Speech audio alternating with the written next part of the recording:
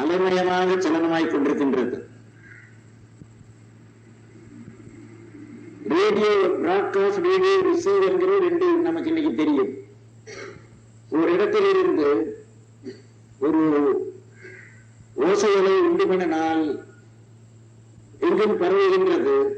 Radio receiver அதை பண்ணி அந்த ஓசையை பிரதிபலிக்கின்றது. ரேடியோ பிராட்காஸ்ட் உண்டு பண்ணுகின்றது, ரேடியோ ரிசீவர் அது பிரதிபலிக்கின்றது. இது நமக்கு தெரியும். நாம் ஒவ்வொருவரும் ஏழு காலத்தில் ரேடியோ பிராட்காஸ்டராக இருக்கின்றோம், ரேடியோ ரிசீவராக இருக்கின்றோம். இது நம்மை பலவே நாம் எண்ணி பார்த்தது கிடையாது. நம்முடைய இச்சா சுதந்திரத்தோடு மோட்டிவேட்டட் தாட் பண்ணுகின்ற பொழுது அது ரேடியோ பிராட்காஸ்ட் பெயர். அது சங்கல்பம் என்ற பெயர் இடங்கள் காமம் என்ற பெயர் வருகிறது. இன்னதை பெற்றாக வேண்டும் தீர்மானம் பண்ணி எண்ணுகிற எண்ணத்துக்கு காமம் என்றும் சங்கல்பம் என்றும் பெயர்கள் அமைந்திருக்கின்றன.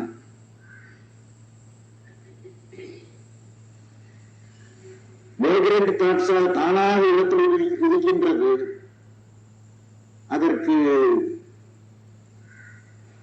விகல்பம் என்று பெயர். சங்கல்பமாக இருப்பது மோட்டிவேட்டட் தாட், விகல்பமாக இருக்கிறது வேகரண்ட் தாட்.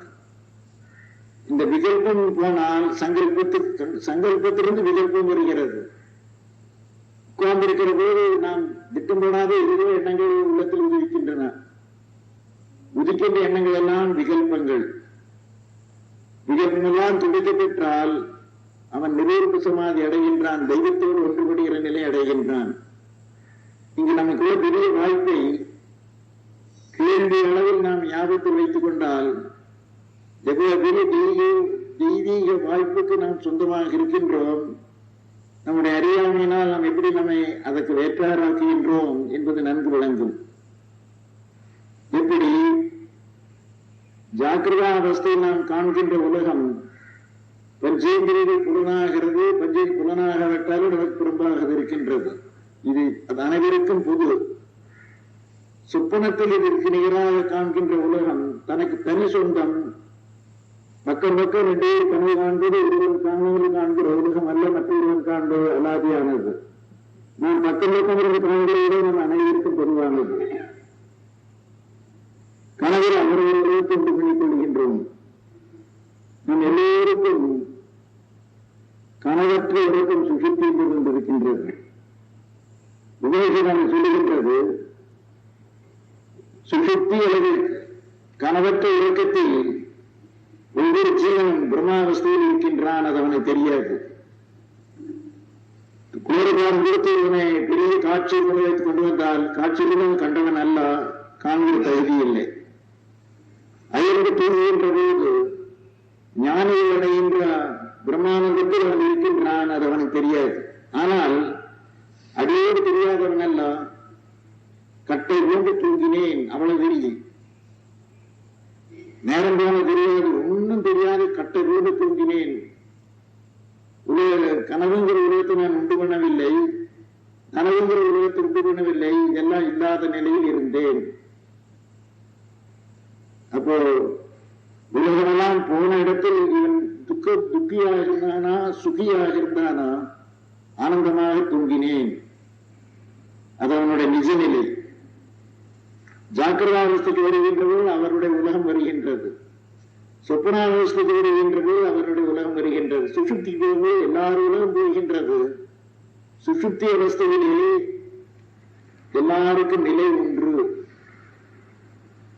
பணக்காரனுடைய பணம் இல்லை, ஏழையினுடைய ஏழ்மை இல்லை, பிரஜானங்கிற மிச்சம் இருக்கின்றது. அது ரெண்டு பேருக்கும் பொதுவானது. உணவு ஏராளமாக உண்டு பசியே இன்னதென்று அறியாது இருக்கின்ற மனிதன் தூங்குகின்றான், அவன் உணவை தாண்டிய நிலை. பட்டினி எடுக்கிறான் தூங்குகின்றான், அவன் பட்டினியை தாண்டிய நிலை. பண்டிதன் தூங்குகின்றான், பாமரன் தூங்குகின்றான், இது பாண்டித்யத்தை தாண்டிய நிலை. அது அஜானத்தை அறியாமை தாண்டிய நிலை. சுஷுப்தி இத்தனை பேருக்கு பொதுவானது, ஜீவர்கள் எல்லோருக்கும் பொதுவானது. மக்கள் மட்டுமல்ல, விலங்கு பறவை மக்கள் நாம் எல்லோரும் நாள்தோறும் கனவற்ற உறக்கத்தில் இருக்கின்ற பொழுது மூல நிலையில் இருக்கின்றோம். பிரம்மானந்தத்தில் அது சுஷுப்தி என்று பெயர் வருகிறது. விழிப்பு நிலையில் இது வந்தால் அது சமாதி என்ற பெயர் வருகிறது. சமாதியினுடைய லட்சணம் என்ன அர்ஜுனன் கேட்டது. சமாதியினுடைய லட்சணம் சொல்லுகின்ற பொழுது இதெல்லாம் ஒதுக்கி தள்ளினவரை சமாதி நிலை வருகிறது. ஆராய்ச்சி பண்ணுகின்றோம். சமாதி நிலையில் அயர்ந்த உறக்கத்தில் ஆனந்தமே உடைய துக்கம் கிடையாது. அந்த ஆனந்தம் இருந்தும் காரில் மறைந்தது போன்று அறிந்தும் அறியாத நிலையில் ஜீவன் இருக்கின்றான். சமாதி நிலையில் அவன் பேரானந்தத்தில் திளைத்திருக்கின்றான். விவேகானந்தர் ரெண்டுக்கு விளக்கம் சொன்னார். பெருநிலை தனிநிலையை சீர்திருத்தினார். சமாதிக்கும் சுஷுப்திக்கும் உள்ள ஒற்றுமை வேற்றுமை என்ன? சமாதியின் சுஷுப்தியிலும் பிரபஞ்சம் யாருக்கும் இல்லை, ஜீவபோதம் இல்லை, காலதேச நிமித்தம் இல்லை. இது பொதுவானது. பொதுவல்லாதது இது. A fool entering into deep sleep returns a fool. மடையன் ஒருவன் அயர்ந்த உறக்கத்துக்கு போகின்றான். அயர்ந்த உறக்கத்துக்கு திருமுறையினோர் பழைய மடையனாக எழுந்திருக்கின்றான். A fool enters into samadhi returns a sage. மடையன் ஒருவன் சமாதி நிலை அடைகின்றான். சமாதிக்கு வருகின்ற பொழுது முற்றும் முடிந்த வரஞானியாக ஜாக்கிரதாவஸ்தைக்கு வருகின்றான். அப்போ சமாதி நிலையில் ஈடுவது நம்முடைய குறிக்கோள் என்றால் கிட்டத்தட்ட நாம் அதை அறிந்து விடுவதற்கு சுஷுப்தி பயன்படுகின்றது. சுஷுப்தியில் தன்னுடைய ஆனந்தத்தை அறிந்தும் அறியாத மறைந்திருக்கிற நிலை சமாதினில் முற்று உணர்ந்த நிலை. அதன் பிறகு மனதில் உண்டாகின்ற எண்ணங்கள் எல்லாம் துடைத்து தள்ள வேண்டும். எண்ணமயமாக இருந்து கொண்டு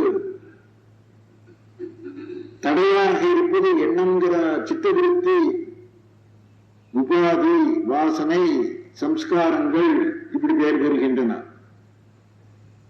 நம்ம குறிக்கோள் என்ன? மனதற்ற பரிசுத்த நிலை அருள்வாய் தாய்மானர் வாக்கு. சுஷுப்தியில் மனது இல்லை, சமாதியில் மனது இல்லை, சுஷுப்தியில் அஞ்ஞான நிலையில் மனது இல்லை. பழைய மனது விழித்து விழுந்துடனே பழைய மனதுடைய மனிதனாக வருகின்றான். இது ஒரு காசிரசத்தோடு பரமசர் சொன்னார்.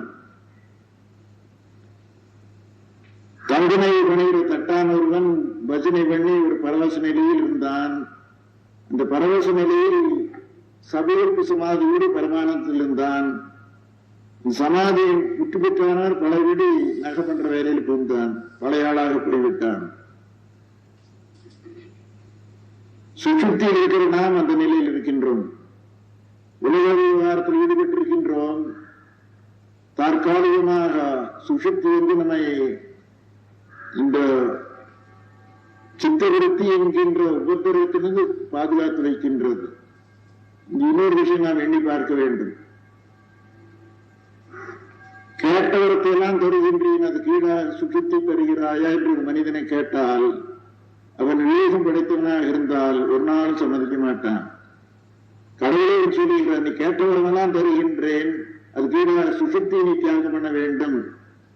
என்னை பார்த்து பண்ண மாட்டேன்னு சொல்லிவிடுவான். ஏன்? சுஷுப்தி போனா 2 நாள் ஆளுக்கு வைத்தியம் முடிச்சு போயிடுது. தூக்கம் இல்லைன்னா வைத்தியம் வரப்போறது கறிகறி. இப்ப நாள்தோறும் ஜாக்கிரதாவஸ்தையில் அறப்பைத்தியம் நாம் இருக்கின்றோம். சுஷுப்தி அதை திருப்பிடுத்து விடுகின்றது. அவ்வளவு பெரிய வாய்ப்பு கடவுள் கொடுத்திருக்கின்றார். இதில் நமக்கு கிடைப்பது என்ன?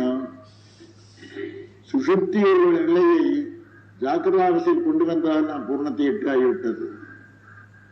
அங்காரம் உள்ளடக்கி ஐம்புலனை சுட்டெடுத்து தூங்காமல் தூங்கி சுகம் பெறுவது எக்காலம். தூங்குகிற தூக்கத்தில் தன்னை மறந்த நிலை, தூங்காத தூக்கத்தில் தனக்கும் தன் தலைவனுக்குள்ள இணக்கத்தை அறிந்து முற்றிலும் உணர்ந்த நிலை. தன்னை அறிந்தால் தலைவன் மீது பற்றுள்ளது பின்னையுடன் பற்றுண்டோ பராபரமே. சமாதி நிலையில் தன்னை முற்றும் உணர்கின்றான். தனக்கும் தன் தலைவனுக்குள்ள இணக்கம் அப்பொழுது நன்கு விளங்குகின்றது. அந்த சமாதி நிலைக்கு ஆயத்தப்படுத்துகின்ற நாம் பண்ணுகிற முயற்சி அனைத்தும் மாணிக்கவாசகர் சோற்படம் பிடிக்கின்றார். ஓயாதே உள்குவார் உள்ளிருக்கும் உள்ளானை. அவன் சத்பொருள், அழியாத பொருள். அவன் எங்கே இருக்கின்றான்? ஓயாதே உள்குவார் உள்ளிருக்கும் உள்ளானை. எல்லார் உள்ளத்திலும் அழியா பொருளாக சதா இருந்து கொண்டிருக்கின்றான். அவனை உள்குகின்ற அளவு நாம் அவனுக்கு சொந்தமாகின்றோம், அவன் நமக்கு சொந்தமாகின்றான். அப்படி அதை உணர்கின்ற பொழுது சமாதி, மறந்த நிலையில் அங்கு இருக்கும் பொழுது சுசுப்தி. சுசுப்தி நாம் அனைவரும் அறிகின்றோம். சமாதி அதிர்ந்து ஓரளவு தெரிந்து கொள்ளலாம். அதற்கு உற்ற உபாயம் என்ன? நம்மை பாழ்படுத்தி இருந்த மனதை வெல்லுதல் தான் உபாயம். அப்ப எண்ணாத எண்ணமெல்லாம் எண்ணி எண்ணி ஏழை நெஞ்சம் புண்ணாக செய்ததினி போதும் பராபரமே. தியாயதே விஷயான் பும்சக சங்கஸ்தேஷு உபஜாயதே. சங்காத் சஞ்சாயதே காமக. காமாத் குரோத அபிஜாயதே. குரோதாத் பவதி சம்மோகக. சம்மோகாத் ஸ்மிருதி பிரமக. ஸ்மிருதி பிரம்சாத் புத்திநாசாத் பிரணசியதி. எண்ணத்தில் எதிர்மறை எண்ணம், நமக்கு கேடு வருகிற எண்ணத்தை எண்ணினால் பாழடைகின்றோம். நலம் தருகிற எண்ணத்தை எண்ணினால் மேன்மை உறுகின்றோம். உலகத்திலிருந்து சாதாரண ஒரு மனிதனுடைய செயலை சான்றாக எடுத்தோம். அவன் தூக்குத்தண்டனையுடன் செத்தான் முடித்தோம். என்றைக்கும் நல்ல பாங்கில் நமக்கு இதுக்கு முன்மாதிரியாக வந்து அமைந்திருப்பது மகாபாரதம் என்கின்ற இதிகாசத்தில் எத்தகைய எண்ணத்தை எண்ண வேண்டும், எத்தகைய எண்ணம் எண்ணலாகாது. பாண்டவர்கள் கௌரவர்கள் சீர்தூக்கி நமக்கு காட்டப்படுகிறார்கள். பொருந்தாத எண்ணத்தில் ஈடுபடுகின்றவர்கள் துரியோதனுடைய கூட்டம் கௌரவர்கள். எடுக்கின்ற எண்ணத்திலே ஈடுபட்டவர்களாக பாண்டவர்கள் இருக்கிறார்கள். சூதாடி ராஜ்யம் பெறுவது ராஜ்ய தர்மம் அல்ல. அதற்கும் இவர்கள் உட்பட்டார்கள்.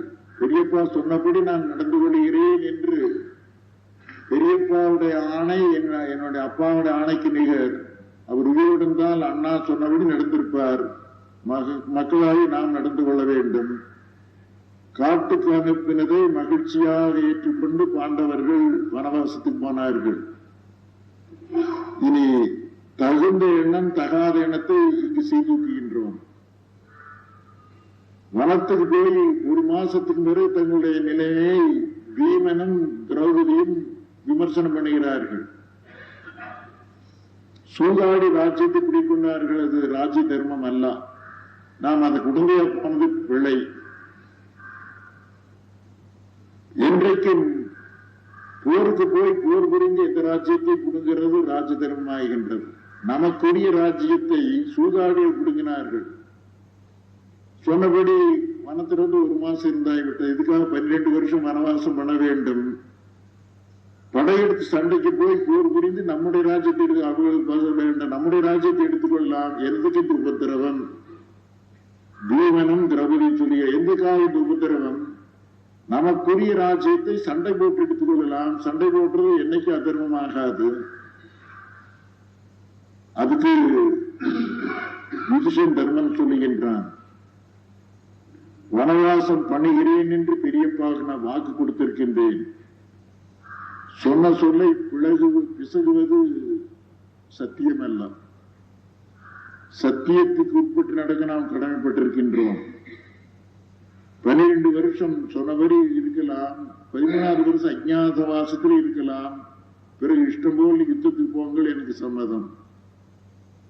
இது கஷ்டம் என்று அடுத்து நமக்கு பாடம். 12 வருஷம் வனவாசத்தை கஷ்டமாக நினையாதீர்கள். நமக்கு நல்ல சந்தர்ப்பம். நெருக்கடியான சூழ்நிலை நமக்கு வந்தால், நாம் விவேகம் படைத்திருந்தால், அந்த நெருக்கடியான சூழ்நிலை நமக்கு நல்ல சந்தர்ப்பம். பாலிட்டிஷியன்ஸுக்கு மகாத்மா சொல்லி தந்தார். சிறைச்சாலையெல்லாம் தவச்சாலையாக மாத்துங்கள் சொன்னார். அதில் அவர் அடைந்த பண்பாடு பெரிய நிலை. சிறையில் போவது அவமானம், கீழ்மை என்ற எண்ணத்தை மாத்தினார் அவர். சிறைக்கு போவதே பிறகு தியாகிங்கிறது, பிறகு பொது பொருள் சம்பாதிக்கிறதுக்கு அது சர்டிபிகேட் போல வந்து அமைந்தது, தியாகத்தினுடைய சிறப்பு. அவர் சொன்னது அது முன்னிட்டு அல்ல, சிறைச்சாலையெல்லாம் தவசாலையாக மாற்றுன்னு சொன்னார். நல்ல சந்தர்ப்பம் நீங்க தவம் பண்ணுவதற்கு. யுதிஷ்டன் தர்மன் சொல்லுகின்றான், 12 வருஷம் நமக்கு நல்ல சந்தர்ப்பம் கிடைக்கிறது, நாம் தவத்தில் ஈடுபடுவோம். தீவிரமாக தவத்தில் ஈடுபடுகின்றார்கள். தவம் செய்வார் தங்கமும் செய்வார், மற்றல்லார் அவம் செய்வார் ஆசையின் வசப்பட்டு. பாண்டவர்கள் தவத்தில் ஈடுபட்டிருக்கிறார்கள். துரியோதனை என்ன பண்ணுகின்றான்? விரைவில் அதுக்கு வருகின்றோம். இவருடைய வாழ்க்கை முறையை ரிஷிகள் வந்து பார்த்தார்கள். மைத்திரேய மகரிஷி வந்து பார்த்தார். மானுட ஜென்ம எடுத்தவர்களுக்கு வாழ்க்கை என்றால் இதுவல்லவா வாழ்க்கை? அல்லும் பகலும் பரச்சிந்தனையில் பாரமார்த்தி நாட்டருடைய சத்சங்கம் பூலோக பிரம்மபதமாக அமைத்திருக்கின்றார்கள் என்று அவர் பாராட்டுறது இவ்வளவு அவ்வளவெல்லாம். பாண்டவர்களுக்கு அமைந்த வனவாசத்தை எவ்வளவு அற்புதமான தபசாக மாற்றி அமைத்திருக்கின்றார்கள். இப்படி அல்லவா மானுட ஜென்மத்தை பயன்படுத்த வேண்டும். அதில் உச்சநிலைக்கு வந்தவன் அர்ஜுனன். சிவபெருமானோடு போர் புரிந்து பாசுபதாஸ்திரத்தை பெறுகிறாள். அவனுடைய தபசு பெரிய நிலைக்கு போயிருக்கிறது. அப்படி தபத்தில் இவர்களெல்லாம் அதிவேகம் ஐவரும் திரவும் மேல்நிலைக்கு போய் கொண்டிருக்கிறார்கள். மைத்திரேய ரிஷி இதை நல்லா கவனித்து பார்த்துட்டு இவருடைய மற்றொரு பகுதியா இருக்கிற கௌரவர்கள் என்ன பண்ணுகிறார்கள் என்று அறிந்து கொள்வதற்கு ஹஸ்தினாபுரத்துக்கு வந்தார். திருதராஷ்டிரனை போய் முதல் பார்த்தார். யுதிஷ்டனுடைய தர்மனுடைய ஆசிரமத்தில் வருகின்றேன் சொன்ன உபச்சாரத்துக்காக குழந்தைகள் நல்லா இருக்கிறார்களா என்று கேட்கின்றார் திருதராஷ்டிரன். மைத்திரேய மாதிரி சொல்லுகிறார், சுருக்கமாக சொல்லட்டும் விரிவாக சொல்லட்டும் கேட்டார். சுருக்கமாக சொல்லுன்னா அவ்வளவு சிறுத்தை இல்லைங்கிறத உபச்சாரத்துக்காக சரி விரிவாக சொல்லுங்கள் சொன்னார். அவர்கள் அடைந்த மேன்மை ஒன்றாக விளக்குகின்றார். இது ஏண்டா கேட்டோன்னு சொல்லி உள்ள வயிறு வேகுது. திருதராஷ்டிரன் வயிறு துரியோதனுக்கு அதுக்கு மேல சீக்கிரமாக இருக்கின்றார்கள். இங்க வந்துட்டு கண்டதெல்லாம் உணர்றாரு. எவரு செஞ்சு விட்டதுன்னு துரியோதனுடைய உணர்ச்சி. தபத்தில் போகின்றவர்கள் வரவரெல்லாம் சேரவாரம் ஜெகத்தீரி என்று தாய்மான சொன்னது போன்று நல்லாரெல்லாம் கூட்டி விருத்தி அடைந்து வருகின்றார்கள். மற்றல்லார் அவன் செய்வார் ஆசையின் வசப்பட்டு. துரியோதனை என்ன பண்ணுகின்றான்? தனக்கு சேனைகளை சேகரிக்கின்றான் யுத்தத்துக்காக. இறைவனுடைய அருளுக்கு அவர்கள் உலகத்தை மறந்து அருளை நாடுகின்றார்கள். எதிரி அல்லாதவர்களை எதிரிகளாக கருதி அவரோட போர் புரிந்து நாளைக்கு வந்தால் போர் புரிந்து தோற்கடித்து விட்டு ராஜ்யம் தங்களாக்க வேண்டும் என்று பேராசையில் யுத்தத்துக்கு ஆயத்தப்படுத்துகின்றார்கள். மைத்திரேய மகரிஷி துரியோதனிடம் சொன்னார், அவர்களை கொல்லதாக நீ தீர்மானம் பண்ணியிருக்கின்ற நல்ல தீர்மானம் அல்ல. இந்த எண்ணத்தை விட்டுவிடு. நீ கொல்ல முடியாது. இந்த எண்ணம் வேண்டாம், உன்னை கெடுத்துவிடும். நீங்களாவது சொல்றதா நான் கேட்டுக்கொண்டதான்னு அவன் அலட்சியம் தொடை தட்டினான். அந்த தொடையில் அடியுண்டு நீ சாக போகிறாய் என்று சொன்னார். இவன் முதல் தொடையை தட்டியது திரௌபதியை சபையில் வைத்து அவமானப்படுத்தின பிறகு அன்னைக்கு அவன் அடைந்த மகிழ்ச்சி. துச்சாசன சகுனி என்று சொல்லுகின்றான், இன்றைக்குத்தான் என் வாழ்க்கையில பரமானந்தத்தை ஈடுபட்டிருக்கின்றேன். தாயாதிகளை கைகட்டி ராஜகோலத்தில் முடிந்து கைகட்டி அடிமையை அணைத்து வைத்து விட்டு திரௌபதி சபையில் கொண்டு வந்து தூய்லுரி மானபங்கம் பண்ணி இன்றைக்குத்தான் என் ஆனந்த பரமானந்த ஆனந்தத்தில் இருக்கிறேன் என்று சொல்லுகின்றான். அதை கேட்ட உடனே பீமன் சொன்னான், அப்போ இதுக்கு நீரான் ஆனந்தம் தொடை தட்டினான். அந்த தொடை தட்டி ஒரு நாளைக்கு கொல்ல போகிறேன் என்று அவன் சபதம் கூறினான். அதுக்கு அனுபந்தமாக அந்த தொடையில் அடியுண்டு நீ சாவா என்று ரிஷி வேற சாபம் போட்டிருக்கின்றார். கேட்டுக்கு வெளியேடி கொண்டிருக்கின்றான். கேட்டு இவனுடைய எண்ணமெல்லாம் எதிரிகளை அழிப்பதற்காக. தியாயுதோ விஷயான் பும்ச சங்கஸ்தே சுபஜாயதே, எண்ணத்துக்கு ஏற்றவரார் மனிதனுடைய ஜீவன் அமைகிறது என்றால் துரியோதனுடைய எண்ணமெல்லாம் தாயாதிகளை அழித்து தழுவதற்காக. தாயாதிகளுடைய எண்ணம் எத்தகையது? அஜாத சத்ருவாக இருந்த யுதிஷ்டிரன் தம்பி துரியோதன ஆட்சி பண்ணுவதிலே பரம சந்தோஷம், நன்றாக ஆட்சி பண்ணி சுகமாக இருக்கட்டும் என்று மனப்பூர்வமாக எண்ணுகின்றார். தனக்கு அஜாத சத்ரு யாரையும் சத்ருவாக கருதவே கிடையாது.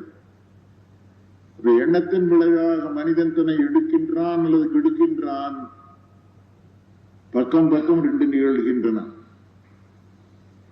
கெட்டு போகின்றவன் என்ன பண்ணுகின்றான்? நமக்கு நன்றாக விளங்குவதற்கு இன்னும் நிகழ்ச்சி வந்து அமைகின்றது. துர்வாச மகரிஷி கோபமே வடிவெடுத்தவர். அவரை திருப்திப்படுத்தாவிட்டால் அவர் சாபத்தை விட்டு யாரும் தப்பிக்க முடியாது. துர்வாச மகரிஷி 10,000 சிஷ்யர்களோடு ஹஸ்தினாபுரத்துக்கு வந்தார்.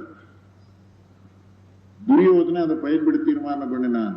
கண்ணும் கருத்துமாக அவருக்கு நல்ல முறையில் உபச்சாரம் பண்ணி கோபம் வராது திருப்திகரமான நிலையில் அவர் உபச்சாரம் பண்ணினான். உபச்சாரத்தை நான் மிக பாராட்டுகின்றேன்.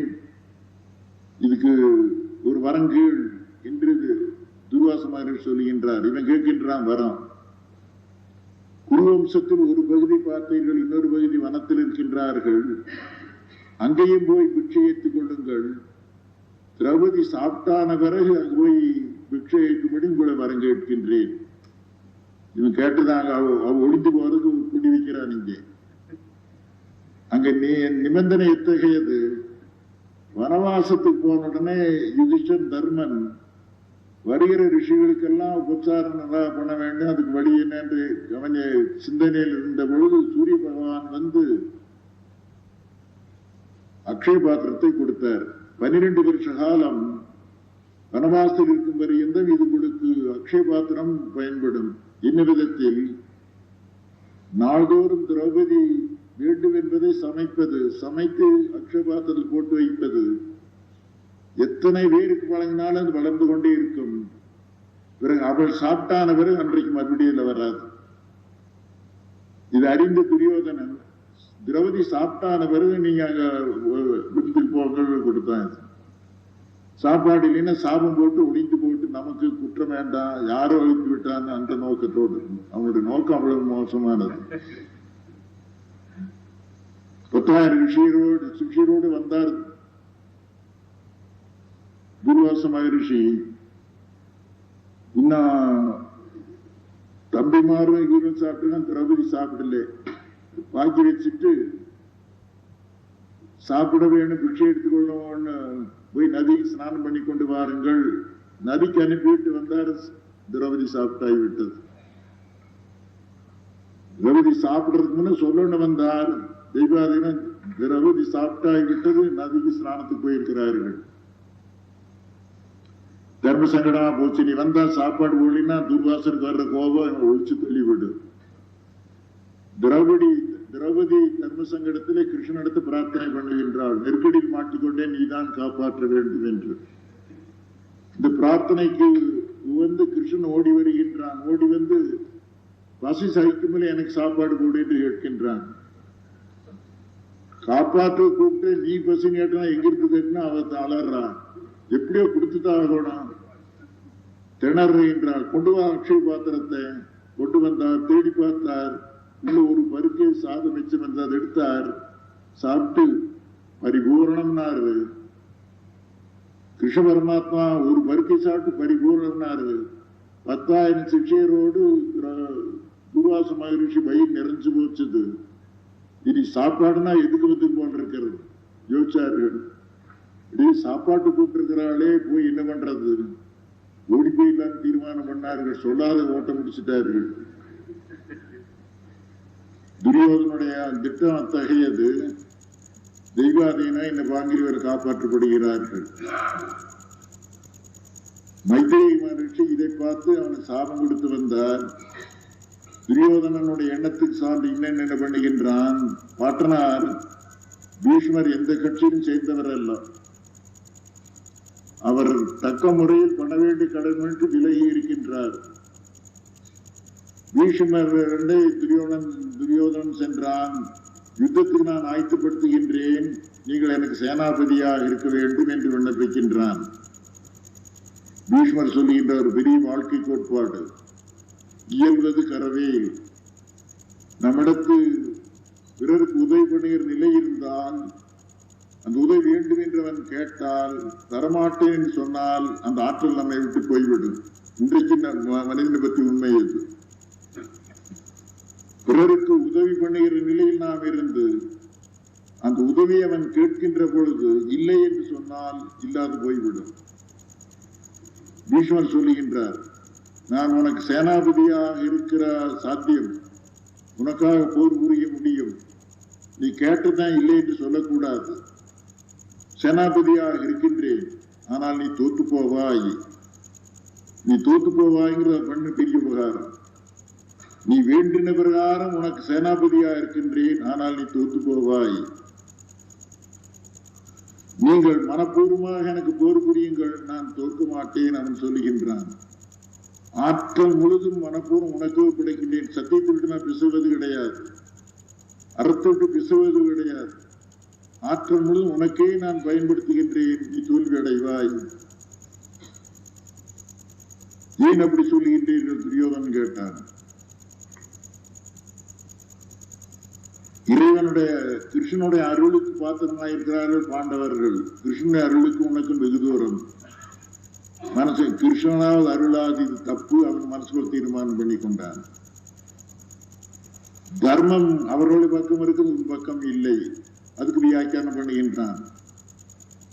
திருதராஷ்டிரனுடைய புத்திரன் நான், மூத்தவர் அவர் கண் போனதனால் ராஜ்யம் இல்லாத போய்விட்டது. அவருக்கு பதிலாக வார்சா நான் வந்திருக்கின்றேன். எனக்குரிய ராஜ்யத்தை இடையில் கொஞ்ச நாள் அபகரித்து வைத்திருந்தார்கள். எனக்குரியதை நான் எடுத்துக் கொள்வது எப்படி தர்மமாகாத போகும்? இவர் சொல்வது சரியல்ல. இவருடைய வியாக்கியானம் அப்படி. தர்மம் உன் பக்கம் இல்லை, இறைவனுடைய அருள் உன் பக்கம் இல்லை, நான் உதவி பண்ணாலும் நீ தோத்து போவாய். நமக்கு அதில் பாடம், நாம் எந்த செயலை செய்தாலும் அது இறைவனுடைய அருளுக்கு சம்மதமானதாக இருக்க வேண்டும். அருளுக்கு புறம்பாக இருந்தால் ஒரு நாளுக்கு விருத்தி அடையாது. அது தர்மமயமாக இருக்கும், தர்மத்திற்கு செயலாகாது. பாண்டவர்கள் தர்மத்திற்கு திசையவர்கள் அல்ல, இறைவனுடைய அருளே சதா சார்ந்திருந்தார்கள். கிருஷ்ண பரமாத்மனுடைய துணையை நாடி போன பொழுது அவருடைய சேனையெல்லாம் எடுத்துக்கொண்டான் துரியோதனன், தனக்கு பெரிய லாபம் என்று கருதி. கிருஷ்ண பரமாத்மா ஒருவருடைய சகாயம் தான் போதுமானது, வெற்றி தோல்வி முக்கியமானதல்ல அர்ஜுனன் கருதினான். அப்போ அருளை நாடுகின்றவர்களுக்கு என்றைக்கு அழியாத நிலை. அருளை புறக்கணித்து விட்டு பொருளை நாடுகிறவர்கள் எவ்வளவு பொருள் சம்பாதித்தாலும் எவ்வளவு பக்க துணை வந்தாலும் வெல்ல மாட்டாது. ரெண்டு கூட்டத்தார் ரெண்டு விதமான எண்ணம்.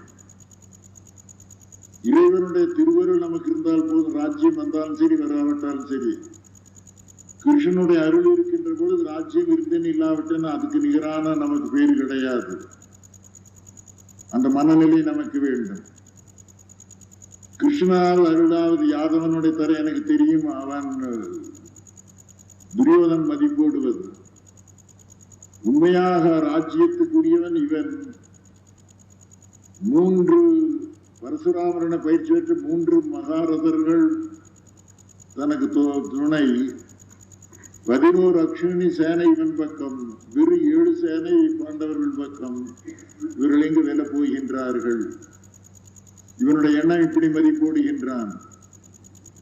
பாண்டவர்கள் வெற்றி தோல்வி பற்றி கருத்தில்லை, கிருஷ்ணனுடைய சகாயம் இருந்தால் போதுமானது.